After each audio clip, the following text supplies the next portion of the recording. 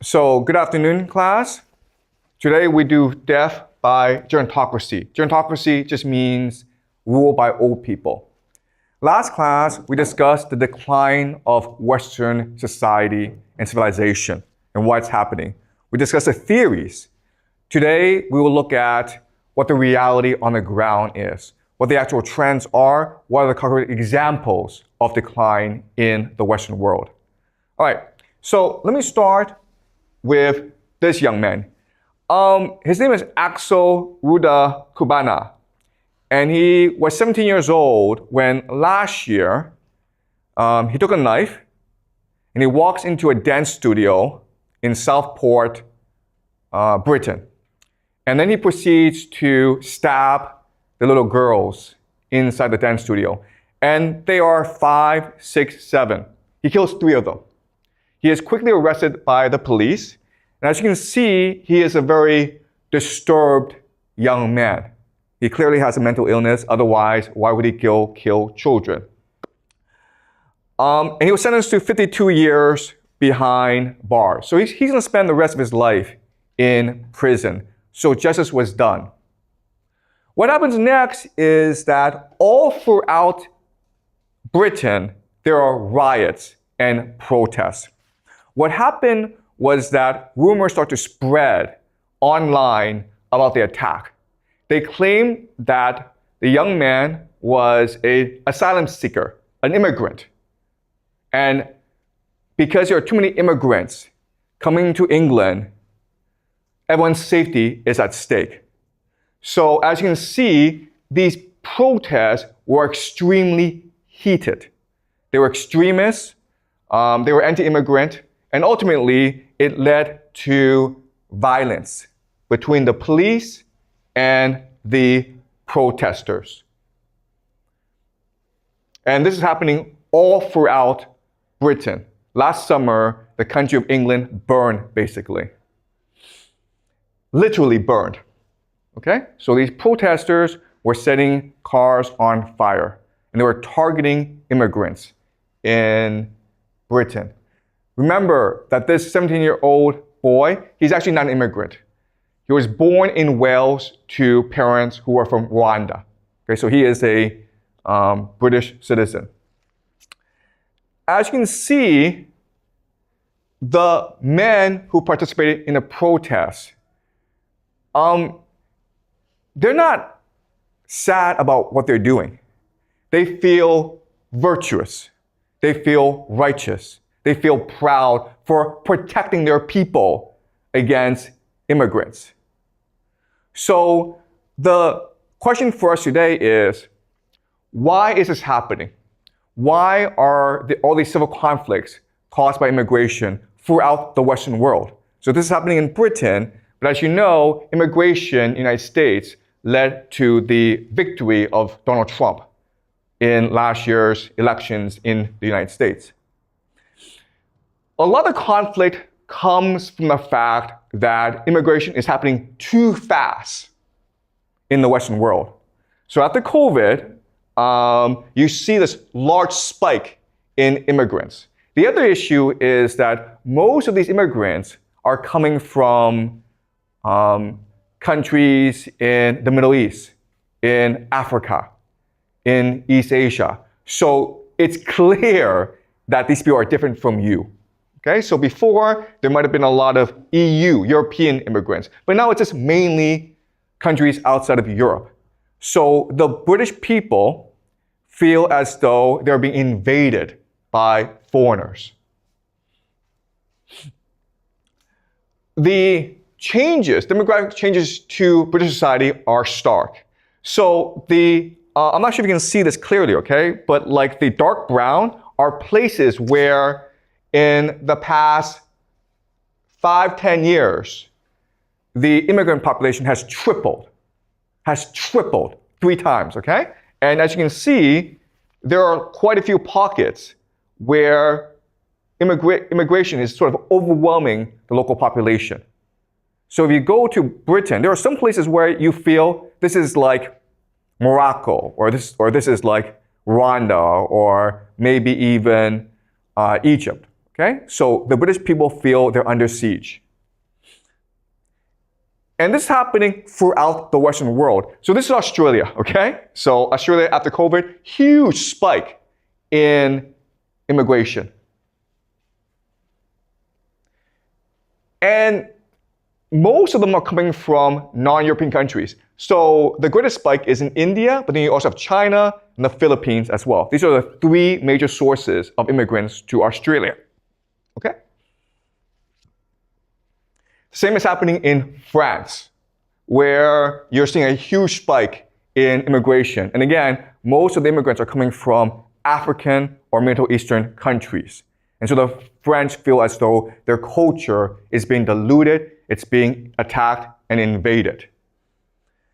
This happened all throughout Western Europe. The UK, France, Italy, and Germany are seeing a huge spike in immigrants and refugees. And so their culture feels threatened. What's also happening is a huge spike in inflation. Okay, so there's something called the CPI, the Consumer Price Index, which is just measuring the price of basic goods like food and shelter. Okay, and as you can see, there's a huge spike in prices. So as these immigrants are coming into your country, you also feel as though your quality of life is getting worse and worse. It's getting harder for you to afford basic goods like rent and food. It's getting harder for you to support your family. The major increase is in housing prices. Okay, so Canada, these past 5 years, has seen a huge influx of immigrants, and this has caused housing prices to skyrocket. The United States, which has a much larger economy than Canada, the housing prices are pretty stable. You can still afford to buy a house if you're a young person in the United States, not in Canada. Okay, you see this huge spike in Canada. The housing prices are now unaffordable. This is a chart that shows you economic growth as compared to housing prices. So as you can see in the United States, housing prices, there's a correlation between income and housing prices. Okay? This is pretty reasonable. In Canada, it is not reasonable. Okay? So GDP, housing prices is growing like this, but housing prices is just skyrocketing. And that's why Canadians feel as though the Canadian dream of one day having their own house, it's basically dead. So one strange thing is that as Canada lets in more immigrants, and as property prices go up, you would think that they would build more and more houses. But as you can see, housing supply, it's pretty flat, even though immigration is going up. Does anyone know why this would be the case? Why is it that you have a policy of letting in more immigrants, but you don't have a policy of building more housing for them? That's kind of strange, right? Can anyone guess why that would be the case? Yeah? Sorry, can you speak in the microphone? Thank you. Okay, maybe they want to make sure that the housing's not affordable, maybe because they want to make more money. Because now there's like more competition for housing.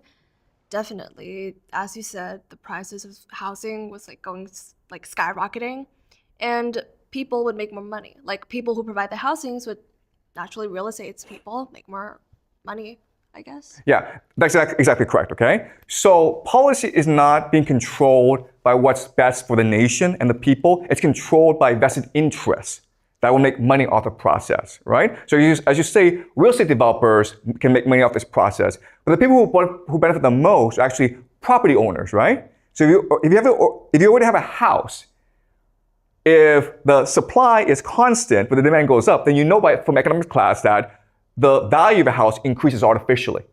So it's making homeowners very happy. Okay? And that's why you have this crisis in Canada. The other issue that's really problematic in the Western world is that as the number of immigrants goes up, native people, the native population, they're not having children. Okay? So this is Canada, where the birth rate, okay, the blue is the birth rate, okay, it's steadily going down, whereas immigrants are going up. So it's the immigrants who provide most of the new people in Canada. In fact, right now, 25%, a quarter of all Canadians are first-generation immigrants. First-generation Canadians, meaning that they're immigrants to the country. And if you just look at this trend, in 40 years' time, 50 years' time, there'll be very few white Canadians in Canada. And this is causing a lot of conflict and tension in the country. So you have these huge issues. Housing is unaffordable. Inflation is going up. Ethnic tensions are increasing. But the Canadian government still insists on increasing the number of immigrants in the country. Okay? There's no policy rollback where they're like, you know what, let's have a moratorium. Clearly, our policy is too rapid and we need to slow things down. In fact, as you can see, they're actually going to ramp up the process. The goal for Canada, right now the Canadian population is about 35 to 40 million people. They want 100 million people in Canada by the year 2100. And guess what? The majority of these people are going to come from India and probably China. Okay?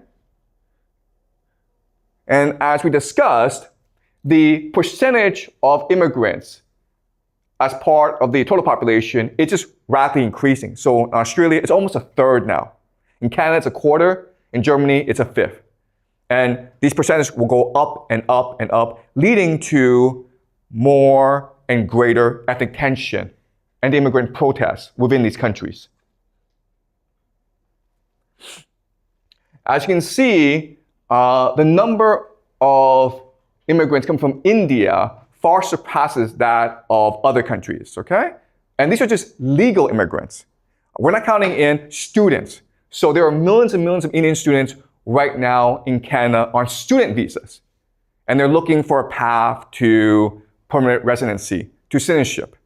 And that's what leads to situations like this, okay? You have these viral videos online where you have thousands and thousands of Indian students lining up for hours and hours because they're applying for a minimum wage job at a restaurant or at a store. Life for these Indian students is just terrible. A lot of them live 8 to a room. Okay? There's one room that was meant for one person. There are now 8 students living in that room. At the same time, what's really interesting is that the Indians are now an extremely powerful political force in Canada. This was the former Prime Minister, Justin Trudeau, meeting with representatives of the Indian community because he depends on them for his votes. In last year's federal election, 22 Indian people of Indian descent were elected to parliament, okay? So in parliament, there's 243 seats. 22 of them now are Indian. How many Chinese? How many MPs of Chinese origin? There are less than 10. So even though the Chinese have been there longer, and even though they're actually more numerous Chinese than Indians, the Indians are extremely powerful political force. Now, a lot of it is because Indians come from democracy, so they're very good at debate. They're very good at organizing. They're very good at collective action. And that's what leads them to excel in the Canadian political system. At the same time, we can imagine that if current trends continue, if the immigrant population from India increases, and if the Indians continue to amass more political power, there could be a situation where the Indians take over the Canadian government in like 20 or 40 years' time. So there's a real risk that in Canada, that their native population gets replaced by the Indians. And this is happening elsewhere as well. Yes, a question. All the Indian immigrants that you have mentioned, like it took a part of the Canadian population. How about the like having the risk of aliens took over Canadian, but how about the people that is local in Canadian? Like, how are they doing right now? Because we are all focusing on immigrants. Right, okay. That's a great question, okay? So immigrants are suffering, but actually the local population is suffering even more. Because as we discussed last class, the economy is declining, and it's pretty rapid decline. So it's harder for young people to find jobs, especially with immigrants coming into the country, right? Prices are very expensive nowadays. So it's very hard for young people to live and work in big cities. So as these immigrants are coming into the country, they're putting tremendous pressure on the local population. And that's why there's so much ethnic tension throughout the Western world right now. Okay? So this leads us to a paradox.